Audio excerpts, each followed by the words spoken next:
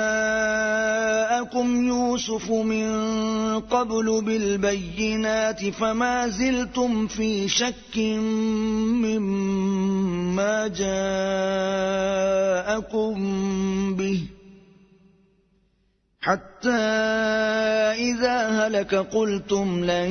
يبعث الله من بعده رسولا كذلك يضل الله من هو مسرف مرتاب الذين يجادلون في آيات الله بغير سلطان أتاهم كبر مقتا عند الله وعند الذين آمنوا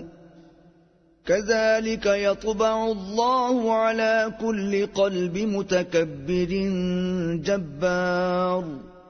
وقال فرعون يا هامان ابن لي صرحا لعلي أبلغ أسباب السماوات فأطلع إلى إله موسى وإني لأظنه كاذبا وكذلك زين لفرعون سوء عمله وصد عن السبيل وما كيد فرعون إلا في تباب وقال الذي آمن يا قوم اتبعون أهدكم سبيل الرشاد يا قوم إنما هذه الحياة الدنيا متاع وإن الآخرة هي دار القرار من عمل سيئة فلا يجزى إلا مثلها ومن عمل صالحا من ذكر أو أنثى وهو مؤمن فأولئك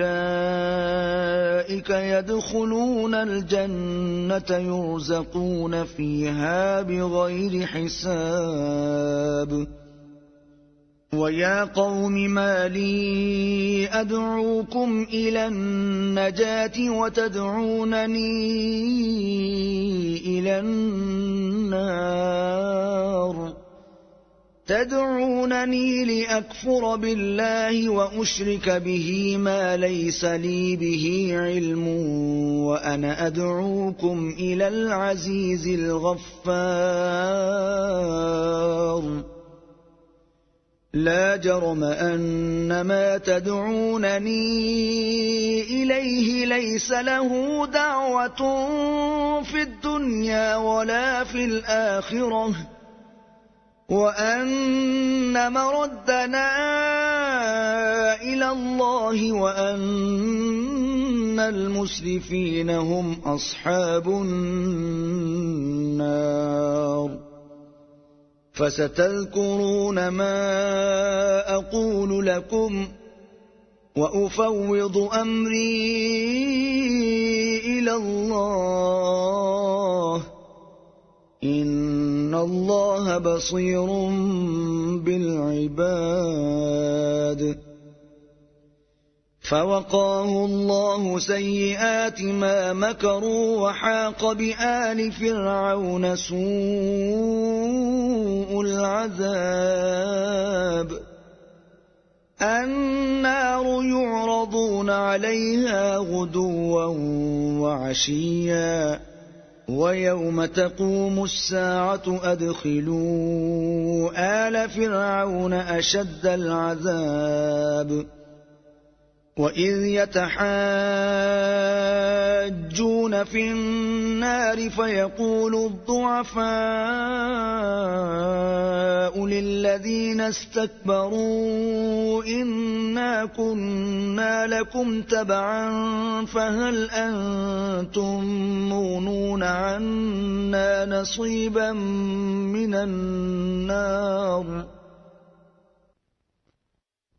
قال الذين استكبروا إنا كل فيها إن الله قد حكم بين العباد. وقال الذين في النار لخزنة جهنم ادعوا ربكم يخفف عنا يوما من العذاب